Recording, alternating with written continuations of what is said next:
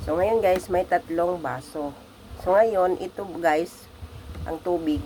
Tubig lang ito, no? Pure tubig lang ito. Wala siyang halo. So, ngayon, ang tao, pag walang kain, anong result?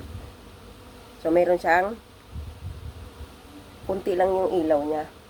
So, ngayon guys, yung taong walang kain, mahina, no? Mahina yung katawan niya. So, ngayon, punta naman tayo sa tubig na may gulay. So, ngayon guys, ititis natin yung tubig na may gulay. Ayan. So, ibig sabihin guys, may ilaw pa rin siya. Kahit kumain siya ng gulay kunti, no? So, ito naman guys, pangatlong baso, ito yung ating barley. So, ito po yung barley natin. So, ngayon guys, ito yung barley natin, yung ginagamit sa ipang 3 baso. Ayan, barley juice po ito. So, ngayon, ilagay natin yung tester sa basong may barley. Oh, ayan. Grabe, guys. No? Grabe. Iba pa talaga pag guys, nung uminom ka ng barley. Sobrang lumakas yung energy mo. Siguro, guys, pag ibuhos ko to, tingnan natin yung isang buong barley. Bubuhos kasi kalahati lang yung nilagay ko. So, ngayon, guys, ibubuhos na natin to. Ayan. So, iubusin ko na dito sa baso, guys.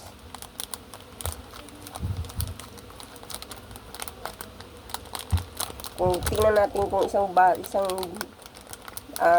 sachet ng barley at ilagay natin to lahat, kung gaano ba kalakas yung katawan natin sa barley, no?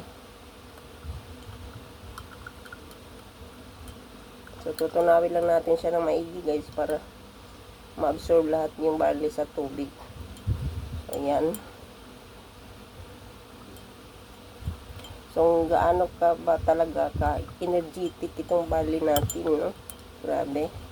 Pag ikay uminom nito araw-araw, lalong pinapalakas pala yung immune system natin. So, ayan na guys, no? So, ititis na natin, guys. Ayan, tingnan mo mabuti, guys. Ayan, itong barley, guys, ng buong isang sachet na bilagay ko dito. Oh, wow, grabe yan, guys. So, ibig sabihin, guys, super lakas na yung energy mo sa isang sachet ng ating barley.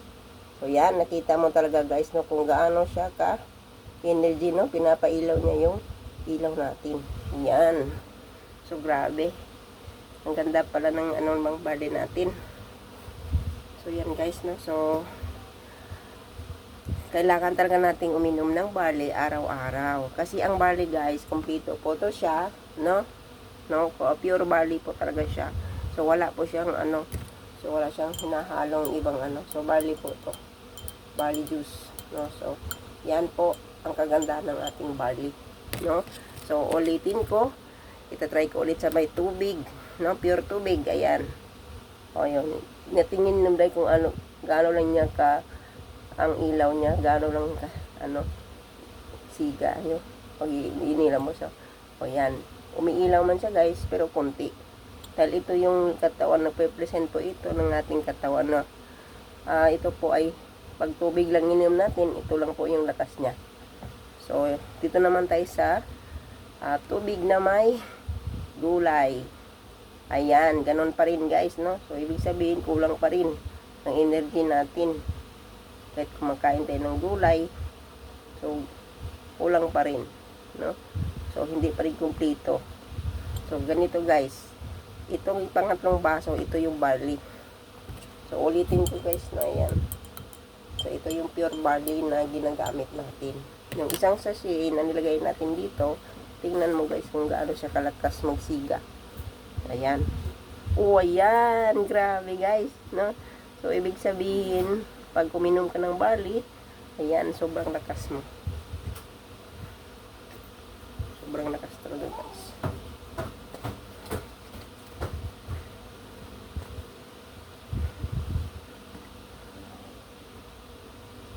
Diba? Sobrang ganda, guys. Okay, so, ngayon, guys, nalalaman mo na kung anong kahalaga ng barley sa ating katawan. Siya ay magsusupply sa lahat ng panghina ng ating katawan, no? So, yan lang, guys. Thank you sa pag-watch. Ayan.